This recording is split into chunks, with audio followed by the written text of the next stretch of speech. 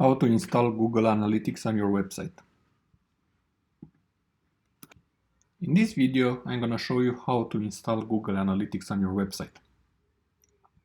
Once you have created a Google Analytics account, you're going to have access to the website tracking code, which is this piece of the code right here. If you're not already in this, maybe your account is looking some differently. Let's say this is the interface you're looking at right now. The way to get the Google Analytics tracking code is by going to Admin, selecting the account where you have it. In my case, I only have one account, and then going under the property level and going under tracking info and tracking code. And here you're going to have your Google Analytics code. What you need to do is copy this entire code. So if you click here, the whole code gets automatically selected, and you can press Ctrl+C on a computer or Command+C on a Mac, and you have copied the code. And Google also tells you how you can install this code, exactly what you need to do. So it says here that you need to copy and paste this code as the first thing in the head of every web page you want to track.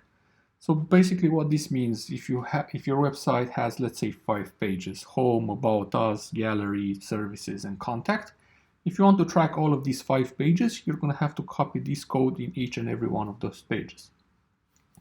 This considering you have a website that is just created using HTML and that's it. If you're using something like a CMS, a content management system, such as WordPress or Joomla, Drupal, maybe even something like Magento for e-commerce or Shopify, these generally have a specific section in the interface where you can install the code, or you can install it by using a plugin. And you can search the plugin library for any of these platforms for Google Analytics, and you're going to find multiple plugins available. Select the one that you feel comfortable installing, and then you're just going to need to copy paste this UA number there. But in my case, where I want to put the code is a normal manual HTML build website, so I'm just going to copy the whole code right now. So I have my website open here in Visual Studio, and I'm going to paste that code as the first thing in the head tag. So normally an HTML file has a head tag and a body tag. This is the head, it opens, this is how the code looks like. I'm going to press enter here, and I'm just going to paste that code right there. And then I'm going to press Ctrl+S on a computer or Command+S on a Mac to save those changes. And if I open Google Chrome, I have the website right here, and I'm going to reload it. And if I right click on the page and go to view page source, you can see that now I have the Google Analytics code on the website here.